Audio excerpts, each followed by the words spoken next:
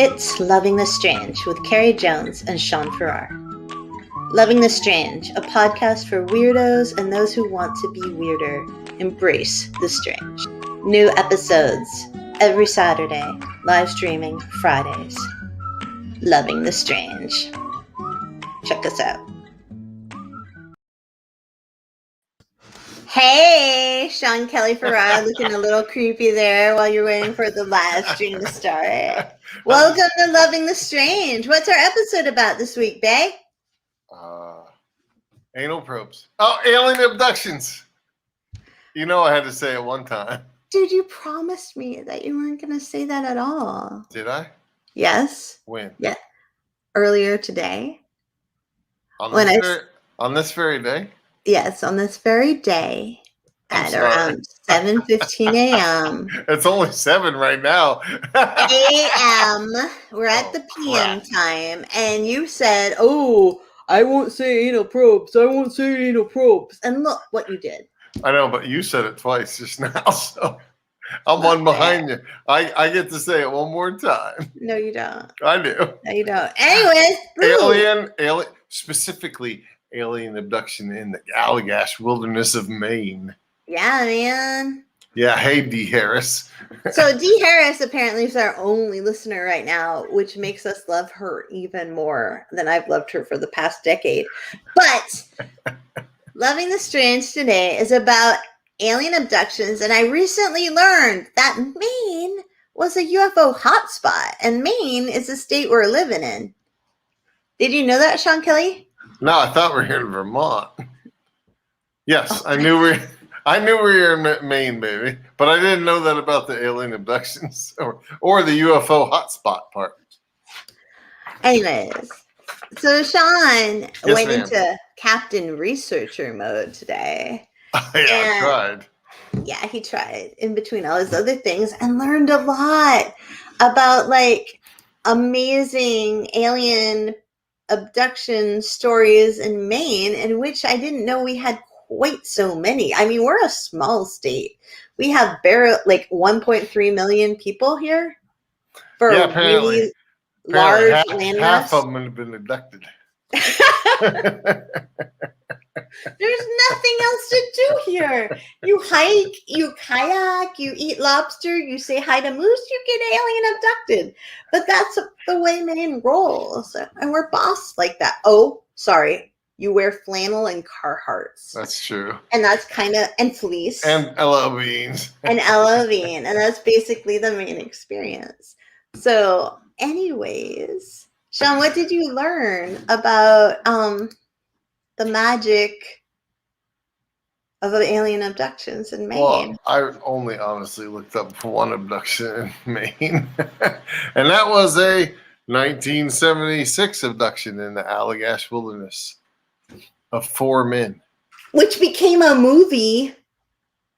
No, that wasn't the one, right? But it was a book. Somebody wrote a book about it. So. And they got interviewed by all the like popular talk show people of the time and had their moment of fame, right? Oh yeah, of the time, sure. Okay. So these 4 men, it was 2 brothers, Jack and Jim. I'm going to call it Weiner, even though it looks like Wiener. And their friends Chuck Rack and Charlie Fultz went for a 2-week trip to the Allagash wilderness.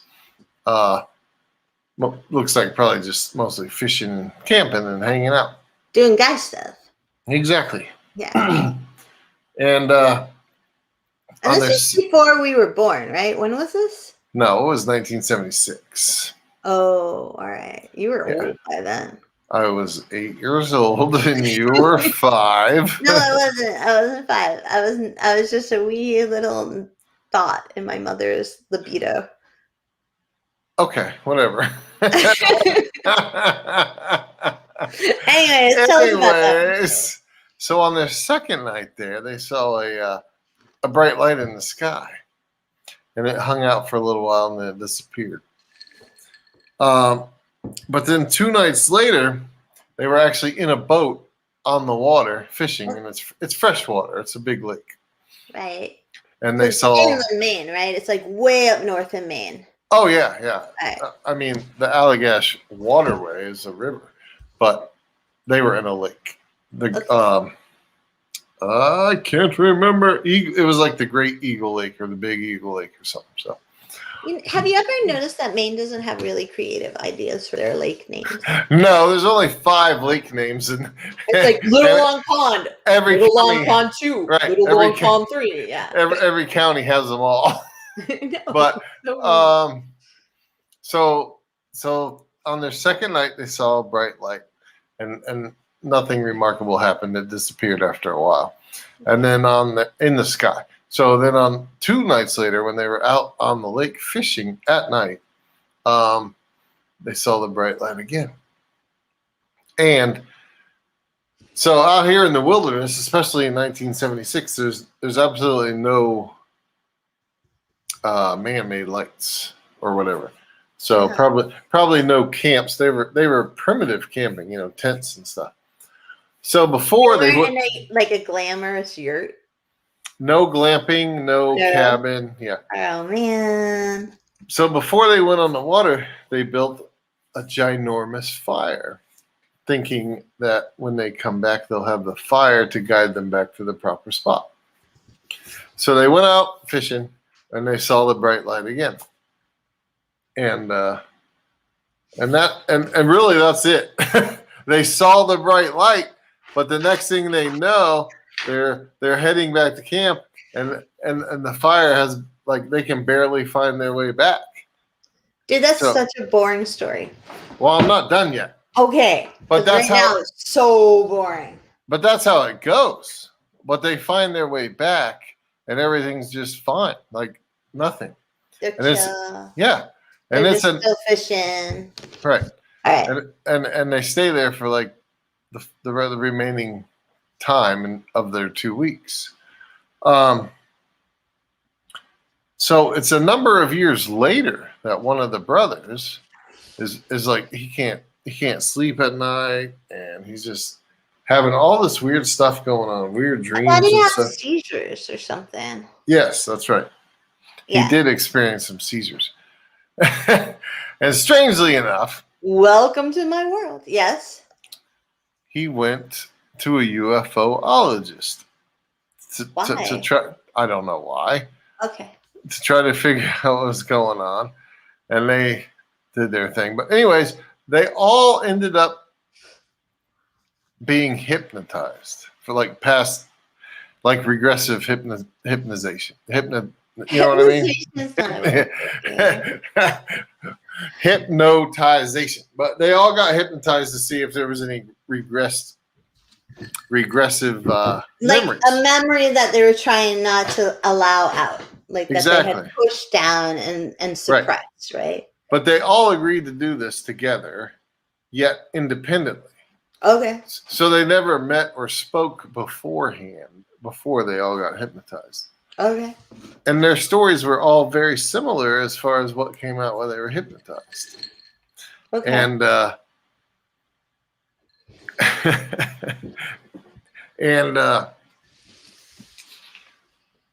oh, Sean's looking at his notes. I have to look at my notes. Man. Yes. What I remember is the guy who had the seizures, right? Yeah. Mm-hmm. He was the first one who got hypnotized. And he was like, holy crap. We got abducted by aliens.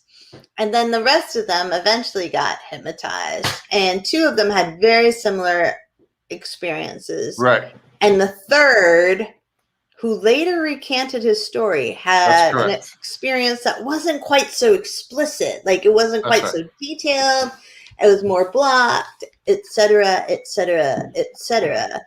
And then they all went on the talk show circuit and stuff. Yeah, pretty much. And almost got in fisticuffs afterwards. Well, what they said while they were hypnotized is that they remembered encountering these aliens, and they took like skin samples and blood samples from them. The aliens? Or yes. The people took them from the aliens? Because that would be a really cool story. No, the aliens took them from the humans. Dude, but wouldn't it be a better story if the guys who are like drunk on Molson Golden fishing out in the Maine wilderness were like, yo, aliens, come here. We want your DNA. Wouldn't that be cooler? Yes, but see, they weren't drunk. Oh, whatever. So You're ruining the story, Sean. You're ruining the story. no, I'm not. So that one guy, Chuck Rack, he did not have as detailed a story under hypnosis, like you said. But yet they all passed polygraph tests after the fact that they weren't lying. And so they did all go on the talk show circuit. And a number of years later, Chuck Rack recanted his story and say it didn't happen. But then didn't other guys be like, Chuck sucks? Oh, yeah. Yeah. I mean, Chuck said all kinds of stuff like, oh, they were using drugs and this and that. And one of the guys, not the brother, Charlie Foltz, who was so there was two brothers and then Chuck and Charlie. Charlie said, no, there was no drugs. We bought an 8-pack of beer. We each had one beer the night we got there. And we each had one beer our last night. I'm just going to say that's unbelievable. It seems like it, yes. That detail in itself is unbelievable to me. Because, like, what group of 4 guys is going to be like, yeah, we're going to go out fishing for a week or 2 and only have 2 beers? Well, maybe they're not like us, babe. Maybe they don't drink much. I don't drink much. I know. But everybody I know would not be. Anyways, I have an issue with that. Okay. Well, then you're on Chuck's side, I guess. I'm on no one's side. I'm impartial. I was trained as a reporter. So Chuck said this. They didn't get abducted, but they did see the bright lights. And he would not go so far as to say that it was a hoax. He said it was very good storytelling. And the other guys all said, Chuck really has some mental issues. And because he wasn't the one with like the greatest memories under hypnosis, he decided that he couldn't be the leader, so he didn't want to be a part of it anymore. Plus, mean. Plus, they didn't make the money that he thought they were going to make from the whole gig. Yeah, if I remember correctly, the other guys said Chuck wanted them to create a controversy with the alien researcher people, UFO people. You are correct. And then when they refused, Chuck said, well, F this. I'm going to say you're all frauds. No, you're totally correct. Okay. And it really sounds like, since it didn't pan out, like, oh, we're gonna make tons of money going legit, so to speak. We're gonna go ahead and say no. Chuck wants to say no, it didn't happen, and we're gonna create controversy and sell it that way and make money. Well, Chuck wanted to make some money. Chuck did want to. You can't fault him for that. No, but if he is an egotistical type of person like they claim, he might have just been recanting his story for the glory of the spotlight. Because a lot of years have passed since then. Yeah, man. Right. But you know what's really interesting to me about Maine? I mean, recently, like WGME and the Bangor Daily News, which is our big local paper in northern Maine. I know you've all heard about it. If you haven't lived Bangor in Maine. Daily? Yeah, it's so famous. They probably all have subscriptions online. Like the New York Times.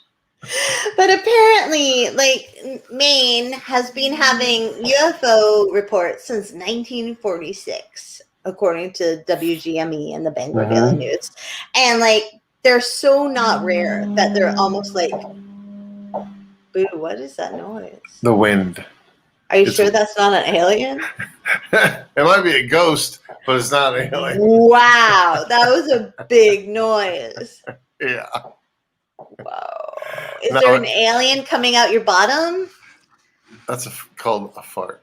Okay, whatever. It was a huge fart-worthy noise. Okay, anyways. We're going to be nice. It's the wind. It's howling outside. Yeah, people call that the wind all the time. All the time, baby. Okay, anyways.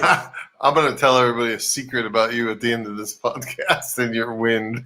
Hell to the no, you're not. Anyways, keep going, baby. This podcast will never end. Basically, since in the last 40 years, the Bangor Daily News has recorded 1,000 UFO reports. Really? Yeah. Wow. I know, it's a ton, right? Did they taper off, say, after the 70s? No. No. During the pandemic, they've actually increased. And the theory behind that is that so many people are out like trying to get away from their relatives in lockdown and quarantine. They're like, I'm going to go walk the dog. Right. I'll see you later. And then they're also like, I'm going to go smoke something. And so they're like just standing outside trying to get away from their families. Something or a cigarette. I don't know. It's Maine. It's legal here. Anyways, so like the stuff's happening, so they're outside more and they're looking up at the sky more, and so there's more reports. Right. So there's actually been an increase of reports of unidentified flying objects during the pandemic. I did not know that. I know, that's why you're married to me, so that's I can very teach you these interesting. things. And the first white people report, right? Because I always feel like all these news reports are like, oh, the first official report occurred after World War II. But I'm like, dude, you know, there are people here way before newspapers and way before white people like made everything quote unquote official. Yeah. But the first white people official report happened in Maine for UFOs happened like the first summer after World War II. And a woman and her hubby were like, it's in the middle of the day, right? Apparently they're not drunk. They're not smoking anything because that definitely wasn't legal back then. And they're like near South Portland, which is a huge city in Maine, right? And like, she's like, I feel watched. I feel watched. Something is happening. I feel watched. Like super paranoid, right?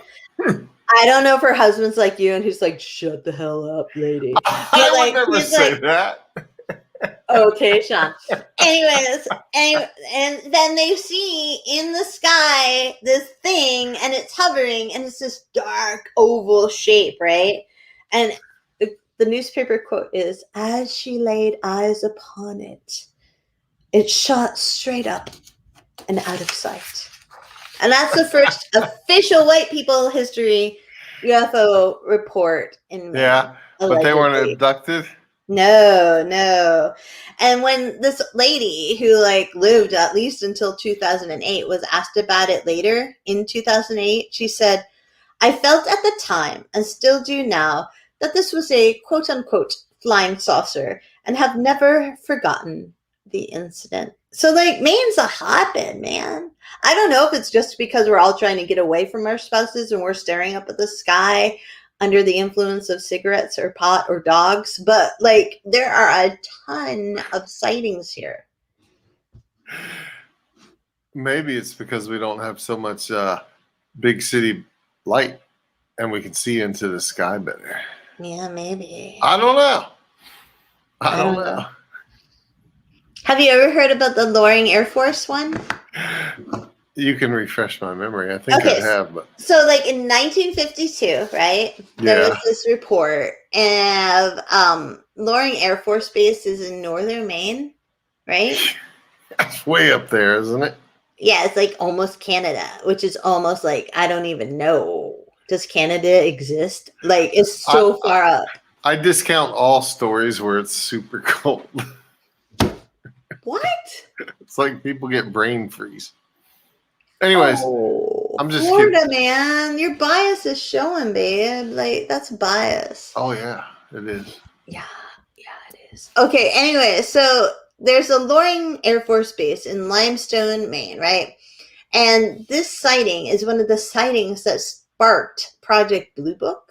Yeah. Which is like the great big government in-depth investigation into UFOs. Yeah. And it lasted all the way until 1970, still before when I was born. You were alive then.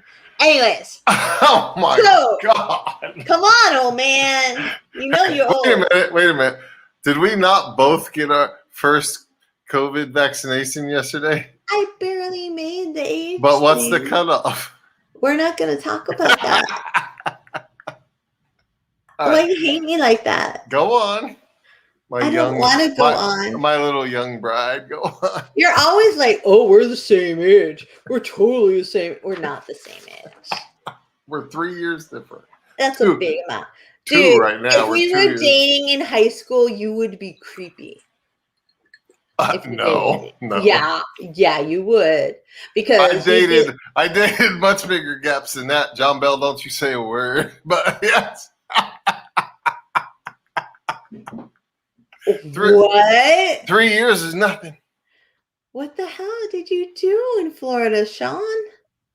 Hey, we're talking about UFOs and alien abductions. Dude, you just open that right up. You open that right up. Like, you know, you're going to stop the podcast and I'm going to be like, what the hell are you talking about? And you're going to be like, nothing, baby. And then I'm going to have to like do research. But you already know. Anyway, so go on. I don't think I do know. I thought you didn't really date anybody in high school. Oh, in high school? Loser. No, I was out of high school. That sounds creepy. A loser. Baby, that sounds so creepy. Dude, let's get back to the topic, please. I don't know. I couldn't help it because I got abducted by aliens. And they messed with my brain. Obviously. I'm so creeped out right now. So what was that noise? I don't know. What was that noise? I don't know either. Okay, anyways. I feel like everyone who's watching this podcast gets to watch our whole marriage disintegrate. Why? Because I'm learning things that I probably should not be learning. Oh no, you know this. I just misspoke because I wasn't in high school. How big was the safety gap, buddy? Hey, what's that movie where I think it's Matthew McConaughey. He's like, I don't like Matthew McConaughey. I know, but he's like out of high school and he's dating high school girls and he's like, I can't remember the line. You are way off topic right now. You brought me down here. Anyways, Sean. Oh, thank you.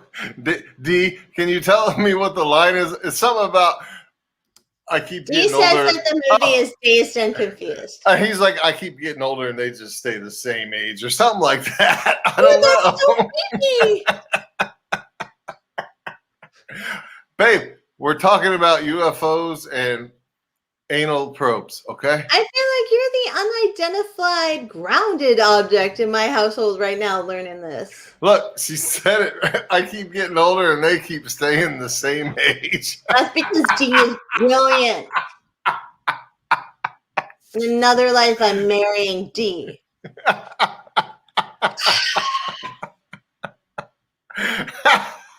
Buddy, you can't just spend the whole podcast going red-faced and laughing. I was born red-faced. What are you talking about?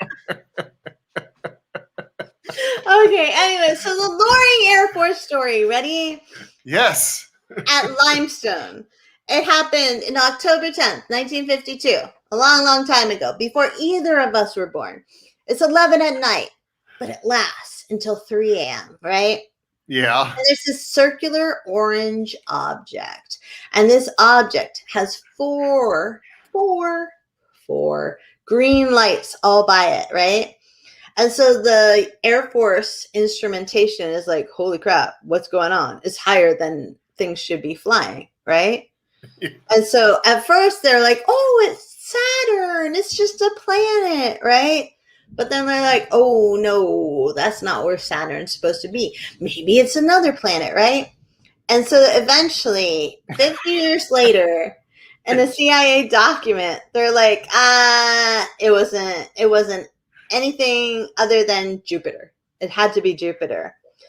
But, like, that Limestone sighting was so weird that they started the whole thing. Like, they started the Blue Book stuff. And like Project Blue Book? Yeah. Yeah. Yeah, man. And like, it's a big deal. And my other really famous favorite Maine UFO thing, which just feels so freaking Maine to me. Are you ready? I'm ready. All right. 1966. Neither of us are born yet. Thank you. Okay. It's March, right? This guy with a very typical Maine name of John King. Is that Steve's dad? I don't know if it's Steven's dad. He's driving around with his all right, wait. I don't know about guns, but he has a 22 caliber pistol. Does that sound right? That's right. He shoots 4 shots. Why? Because he sees an orange object shaped like a deflated football. It's like cruising at an altitude right over the nearby bushes. He can hear the bottom of it scraping the bushes, right? Uh-huh. And he's freaked out. And he's a Maine guy. He's a big white Maine guy, apparently, who carries a pistol in 1966. And he shoots at this thing. And then he immediately goes to the popo. And he's like, yo, man, I shot at this deflated orange football thing that was scraping the bushes and nothing else. Yeah. You might want to go see if my neighbors are all still alive. Yeah, kind of. But he said that as the deflated football got closer, his car lights got dimmer, his radio stopped playing. Oh, he was driving? Yeah. Oh, okay. He was driving with his gun, just randomly shooting at things. So apparently... That's called poaching. Anyways, so like he told the police and immediately, like he ran to the police station and was like, I shot at something. And I guess, white guy in Maine, he was fine with saying, I shot at something. And it became one of my, like, a big UFO story because he was so open about it. You know, like he was just like, what the heck happened? And then in the 80s and 90s, there were less reports of UFO stuff. That's right. I think, and it resurged during COVID, huh? Yeah, man. But I think we're supposed to be talking about alien abductions, and you're supposed to be the guru. Yeah, man, you're my guru. I know. My study time got all crapped out today, but that's what happens with life. Life. Yeah. Well, we do have Betty and Barney, but I don't know their last name. That's not Maine. Hill. Betty and Barney Hill. That's New Hampshire, where you're from. Yes. Although they lived in Portsmouth. And they were one of the... Still, buddy. It's still New Hampshire. Oh, I know. Okay. But it's not Bedford. No, we all can't be lucky enough to come from Bedford, New Hampshire. Where the Beth Myers and Sarah Silverman. Where the UFOs would be gold-plated. But nah, they'd just be really funny and super liberal. That's right. Yeah. But they were one of the first mainstream abduction stories. They're a cool story, man. And what I found most interesting about their story, not their story in particular, but it was a made-for-TV movie which aired in 1975, just prior to these gentlemen going out to the Allagash. And you know that a lot of psychiatrists say that when people go into hypnotic regression, that is, they're just remembering things they've seen on TV and stuff. However, I am not being an anti-abduction person here because I totally believe in aliens as, say, a higher power. Like way more than I would believe in Bigfoot. Dude, stop knocking on the Bigfoot. I'm not. You're secretly jealous because you know I have the hots for him. I know. That's why we play that game all the time. What? Nothing. I'm just kidding. I don't get it. That game where I put on the Bigfoot costume. Dude, you've never done that. At night. I know. I just got it for you, actually.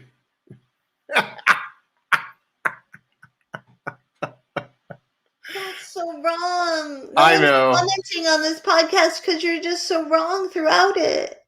Maybe they're just You've had bored. your I was out of high school dating someone in high school maybe story that I've never heard of before. And now you have Bigfoot encounters in the household in a libidious state. That's me trying to say it in an explicit way. Libidious state. Yeah. Okay. That's very smooth. I know. That's why I'm a writer.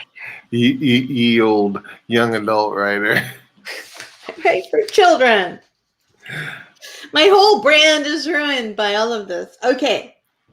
So anyways, there was a former psychiatrist and Harvard professor named John Edward Mack, and he studied about 200 cases of people who said they were abducted. All of our citations, by the way, are at carriejonesbooks.blog. So we're not plagiarizing. Anyways, this guy basically explained that, quote, when you hear someone with mental health issues recounting something that sounds like a psychotic episode, you get the sense that what they're saying never happened. But that's not true for all the cases here. Experiencers like Barney and Betty Hill, are of sound mind, and they ask a lot of questions, and they doubt themselves, and they describe a seemingly real, intense experience, a light and something happening to their bodies. Which I think is pretty interesting. It is. Right? Yeah. And there's like this certain through line of alien abduction experiences. Like, that happens. And there's a woman in France who has tried to study as many as she can. Yeah. And weed out the fake ones, as opposed to the ones she thinks that could be real. Yeah. And I find that really intriguing, like that empirical research into it. Well, what are her results or findings? Do you know? I would say that her findings are that there are definitely some people whose experiences are real. There was a really cool Vice. Oh, what?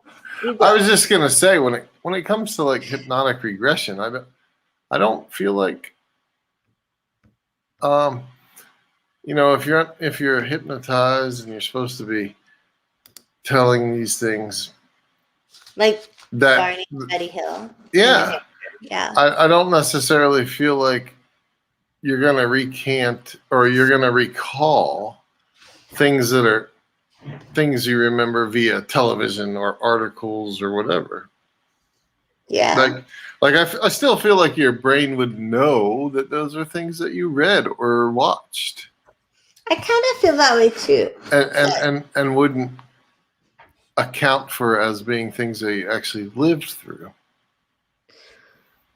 I know, but the brain and memory is such a difficult thing. Like kids get traumatized and live through these terrible, terrible experiences, and they repress them, or they change them, right.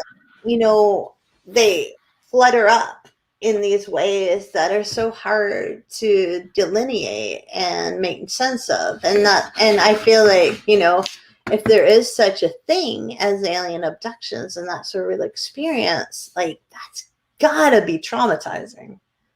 Well, like, that's kind of not want to repress that. That's kind of my point. Like Yeah. go back to the child. Let's just say a molested child incident. Why would a child bring forth something that they saw on Lifetime or Dateline that happened to another child? Watching Dateline, okay, yeah, as their own experience. Yeah. But that's the reasoning that the people give the naysayers. Right. Right. I mean, why? I just don't get it. So I think that if you're going to accept that alien abductions are real, your first step is going to have to be that aliens are real. And that's a really big step or leap for a lot of people. It is. Yeah. And I know that I can't talk about one of my sources. You don't have to name him.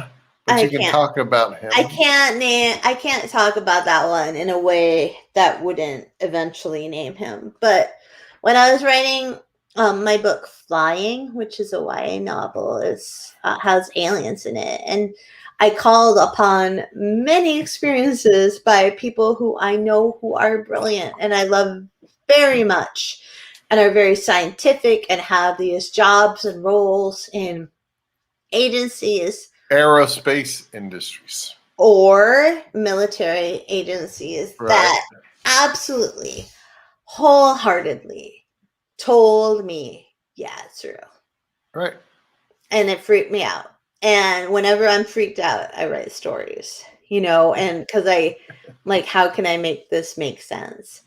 And for me, how like people get really freaked out about ghosts or possession or I don't know, whatever, spiders. Right.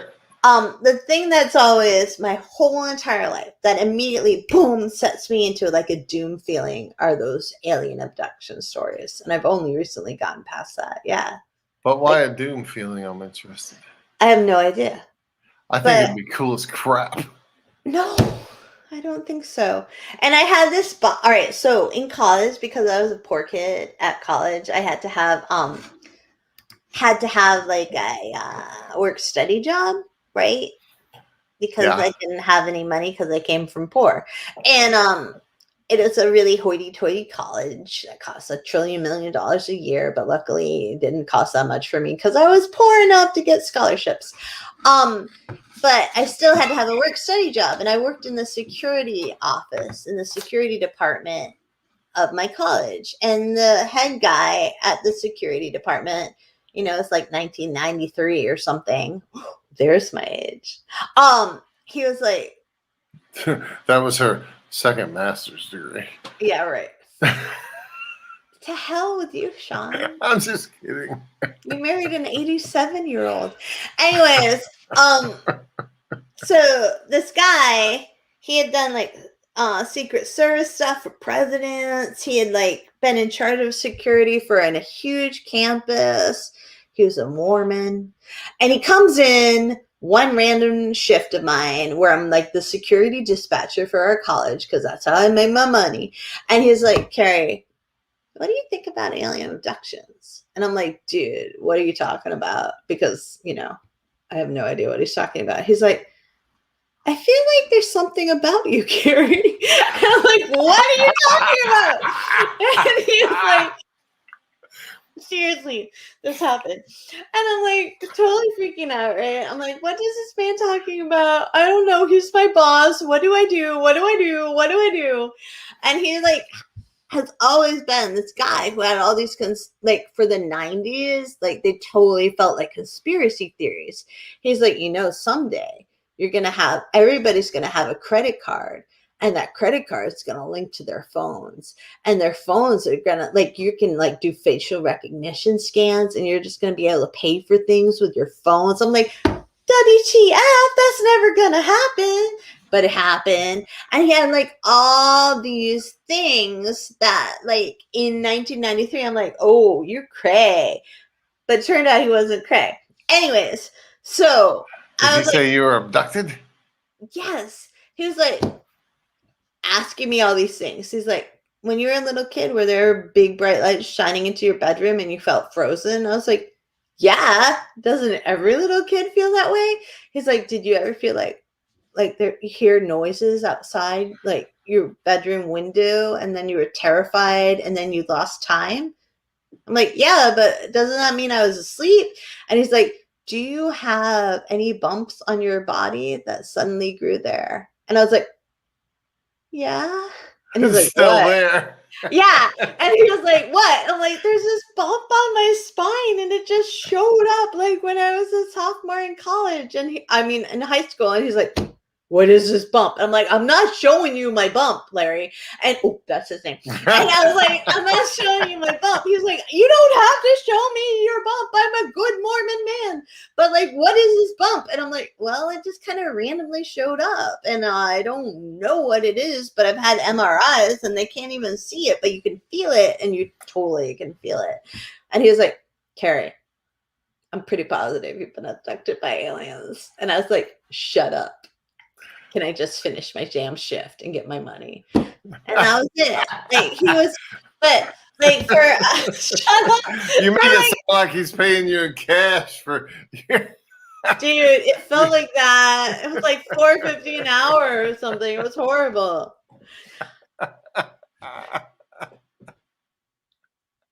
You have the best stories.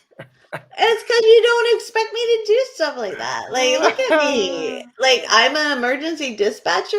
No, that doesn't make any sense. Undercover hooker? No, that doesn't make any sense. I think I was abducted. Secretary? Wait, too. really? Yeah. Why do you think that? Do you have a bump on your back? Because it's a good excuse for odd behavior.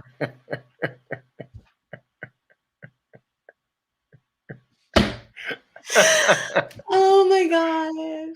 And I love the probing. Okay.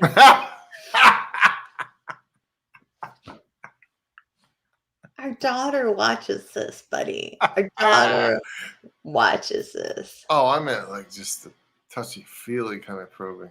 Dude, Betty and Barney Hill were such an interesting case because there are these two really brilliant, wonderful people from New Hampshire. Yeah. They're an interracial couple when people are not, it's really, really hard to be an interracial couple, right? Barney, Right. People in their community love them in Portsmouth, New Hampshire.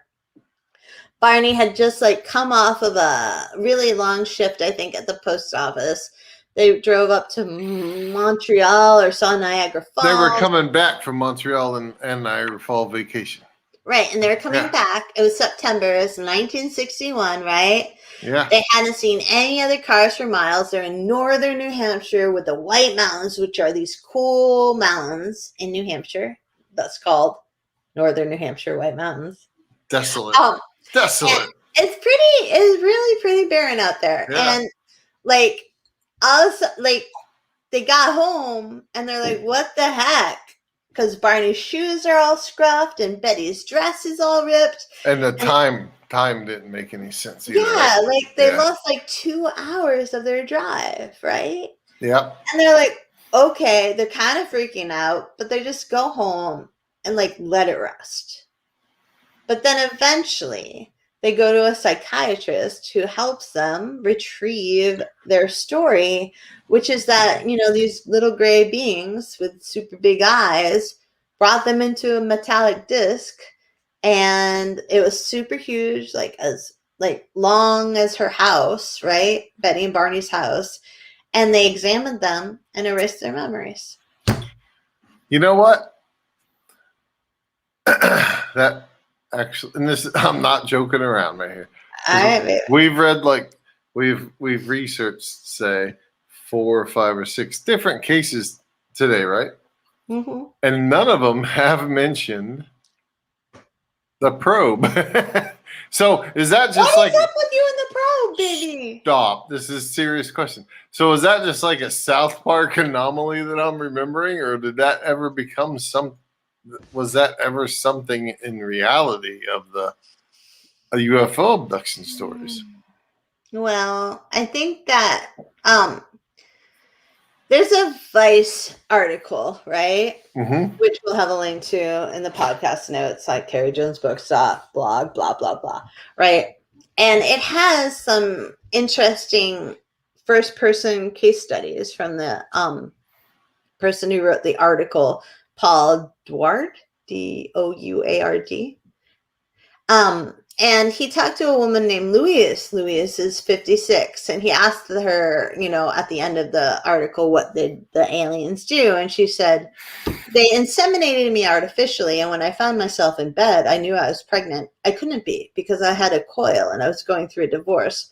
But in an emergency appointment with a gynecologist, he confirmed I was. That night, before I was supposed to have an abortion, I prayed to God and Mary to help me. The next day, I was happy again, and I called off the abortion. So that's not like quite a probe, but it's an insemination. And then there's this other person named Stefan, who is 41 when they interviewed Stefan, right? Yeah. And Stefan said, like their weird thing was that they had 3 dots on their right hand, spaced 2 centimeters apart in the form of a triangle. Yeah. And for like a whole week, it hurt like a burn that wouldn't heal.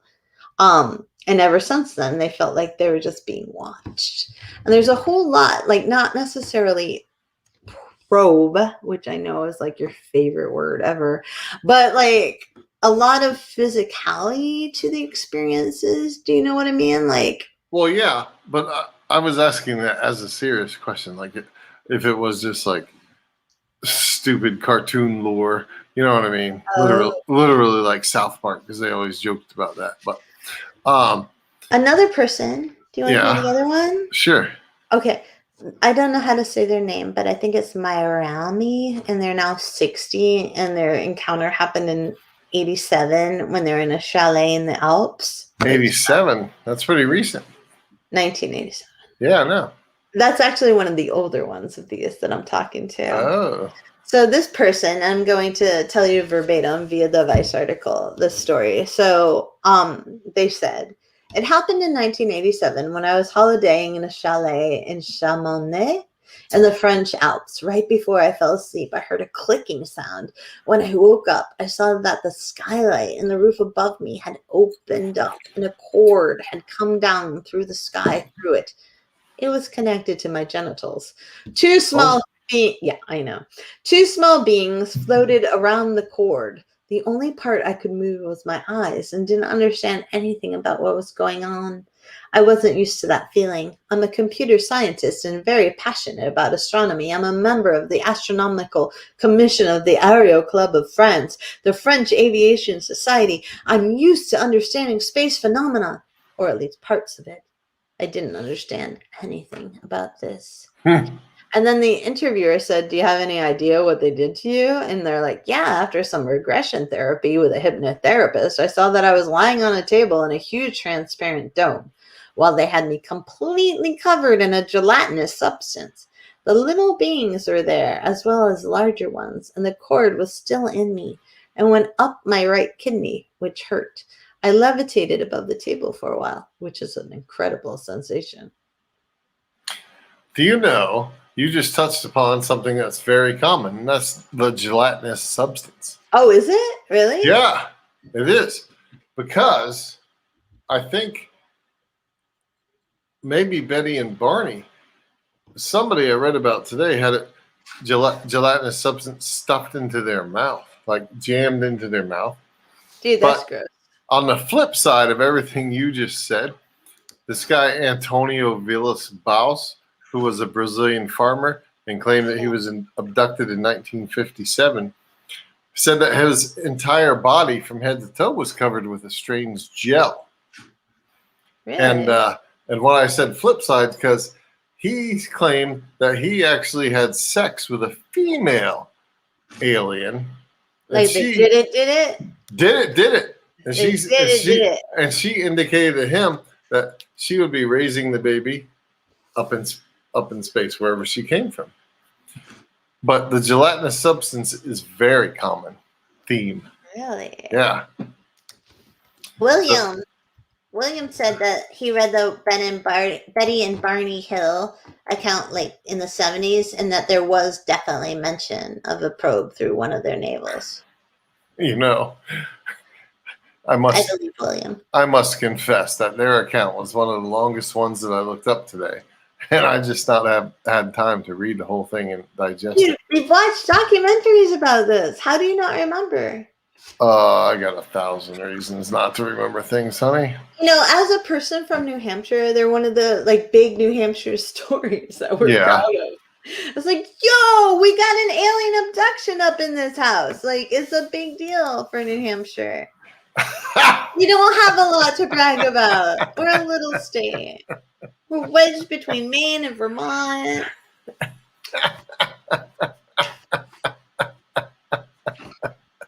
What? That's Florida. Funny.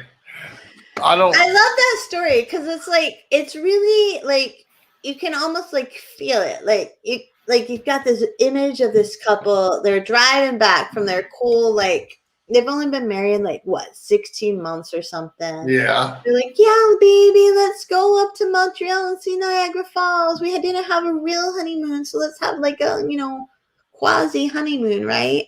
Mm-hmm. They just like impulsively leave. They come back. They have a good time. They're gone like 3 days, right?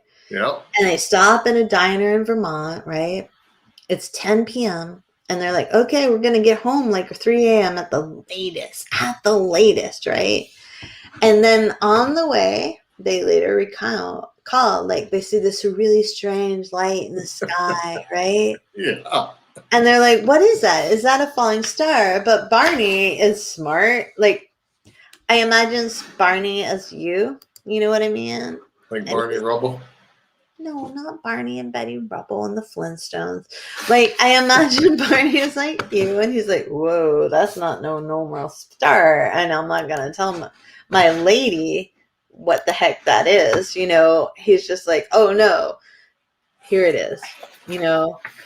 I'm not going to worry about it. And Betty's like, me. And she's like, what the heck is that, Barney? I don't think that's normal, Barney. He's like, dude, chill. It's totally fine, Yeah, but she made him stop the car. Yeah, eventually. So they could get a closer look. Right. Yeah, and like the light's like zigzagging. It's like going behind the moon. It's going behind the trees. And they're both like, yeah, this is not normal. But they're kind of vaguely pretending it to be normal. I would have stopped the car for sure. Yeah, and eventually they do, right? And they pull out their binoculars, and she's like, ooh, that white thing is like spinning, is what Benny is. And the reports are, I think there's a great article on history.com where she says, Barney, if you think that's a satellite or a star, you're being completely ridiculous. But I love that quote has no swear words in it. Anyways, obviously they're not like us as married people.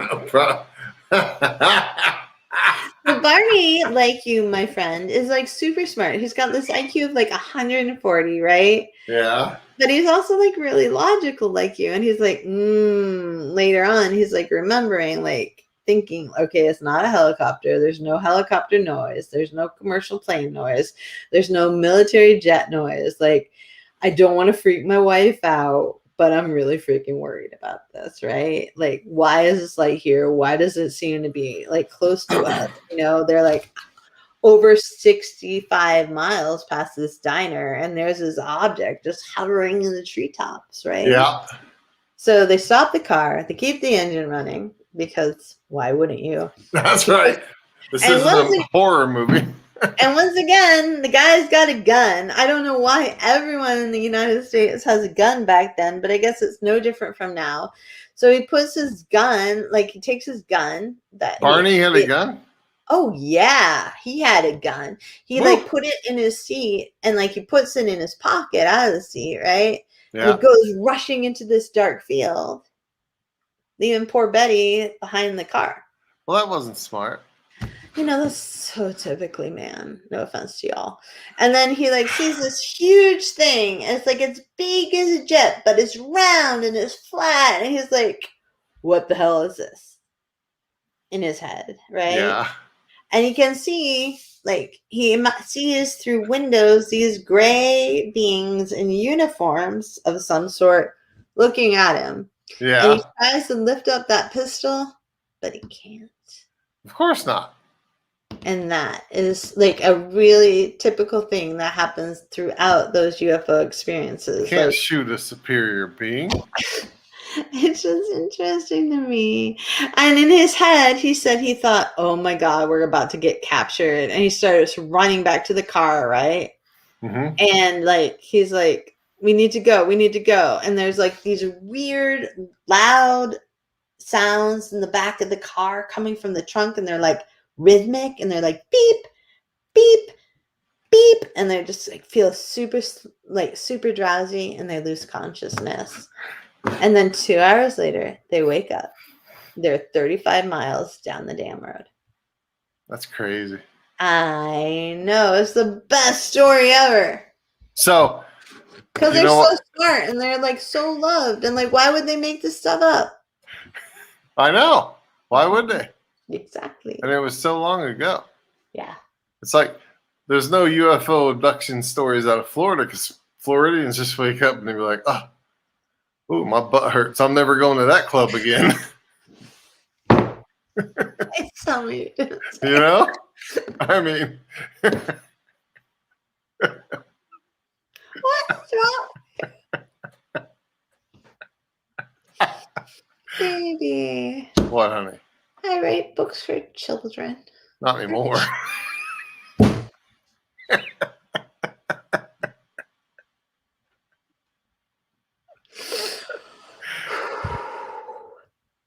Anyways, Children aren't watching or listening to this, honey. It's we okay. can only hope. We can only hope. So I don't know. I feel like our podcast was all over the place tonight. What, It was. Do you want to have any like? Hopefully, it was entertaining. What? Do you have any like summation? Oh, I totally believe in the possibility of aliens as a superior being, like almost like a religious superior being. Oh, that's intriguing. Well, I don't know, what? I mean, that's a whole nother topic of like ancient history and people that were here thousands of years before. I mean, like Stonehenge and pyramids and stuff like that, right? Those anytime you Ancient aliens. exactly, Yeah. right? Yeah. So why not? What's the difference between a and I'm not trying to be sacrilegious at all. I grew up in a Pentecostal church, people. But what's the difference between a superior being in the form of a god or a superior being in the form of an entire race that isn't truly Species, you mean species, whatever. Okay. That is truly Yeah. light years ahead of you, right? Yes. You don't agree with me? But if they can build a spaceship that can travel the same amount of time that it would take humans thousands of years to travel currently, Yeah. that would be a superior species. Yeah. Well, Right? it's really cool. If you like, as a writer, I love imagining like the ancient gods of different regions. Yeah. As aliens. It's just really fun. And if you write fantasy, that's like a lot of fun to write. And I have to say that in New Hampshire, I spent so many nights with my friends looking for UFOs. And Bigfoot. No, we only really looked for UFOs. And ghosts. And no, ghosts. okay, we had ghost encounters, but we didn't look for them. And I can't talk about my other reason that I think aliens could be real because I promised someone I never would. But the other one is I had a really good friend. His bro was in the Air Force and he was at a tracking station in Germany. And he was always telling us about the stuff his brother was telling him that he wasn't supposed to tell him at all about aliens and tracking and stuff that showed up on radar. Yeah, and it was really compelling, like very, very compelling. And like, I know there's a lot of stigma in saying like, whoa, this could possibly be real. And that bothers me because there shouldn't be stigma at all about anything that could possibly be real. But it's very interesting to me. And the person that I love and adore and think is one of the most brilliant people I've ever known in my life absolutely believes this. Yeah. And that's very compelling. Yeah. Right? Yeah. Way more compelling than, my boss being like, what the heck is that bump on your back? You definitely were definitely alien abducted, Carrie. I don't know. I think you might have been, maybe. Dude, I don't think I'm special enough. Why would the aliens want me? I'm boring. Because you're human. You don't have to be special enough. Look at the potential list of potential abductees. I feel like Barney and Betty Hill were pretty cool. Yeah, you can single them out, but Antonio Villas Barros was a Brazilian farmer in 1957. That's he's probably not rocking the highest IQ. Why would he not be? He may have He's been. a farmer? Dude. Don't. This is not a discussion for Oh. civil rights, okay? Dude, farmers are smart. Oh, yeah, they can be, for sure. I come from a long line of farmers. I'm offended. Oh, my God. Here we go. Yeah, you got a lot to answer for after this podcast, buddy. From I dated someone a lot younger. John Bell could tell you about that, too. I've already told you about that. Good Lord. I must have repressed it, like an alien abduction memory, because I have no... Yeah, there you do. Anyways, all right, we'll talk about that after. I don't want to, no. You have to learn not to bring this stuff into the podcast. I want to stay married. I know, me too. But every time I touch that bump, you're like, no, not again. Hey, thanks for listening. Yes, thank you very much. Sorry, we're such weirdos. Hopefully you had as good a time as we did. Did you have a good time, Sean? Oh, I always have a good time, dude. I don't know if I had a good time this time. Really? Yeah, I got a lot of doubts. Doubts about big things. Like what? Who you used to be. Oh, it doesn't matter. I don't think it matters. It's all about who I am now. I don't know. I think that's a nice out, Boo. It's a nice out. All right, everybody, try not to get abducted tonight by aliens. Or if you do, please tell us about it. And we'd really love to hear your stories. Oh, that'd be fantastic. Mm-hmm. A brand new modern day alien abduction story. I bet we could write that. No, I want a real one. I don't want to write one. Fine. I want to hear. I want it from somebody else's mouth. And if there's a topic you'd like us to discuss, let us know. Just heck yeah. We're open to anything strange. Except alien probes. Oh no, we're open to that too. Sean might be. I'm not. Totally not. Thank you. Please like and subscribe and still listen to us and love us after this podcast. Yeah, I hope we see you next week. Yeah, man. I didn't mean to offend anybody if I did. But my teeth look white. Way whiter than mine, baby. Yay! That's the 3 years difference. Thank you for listening to Loving the Strange. Please be sure to like and subscribe. And remember, embrace the strange. New episodes every Saturday, live streaming Fridays. Go get your strange on, friends. Thanks for listening.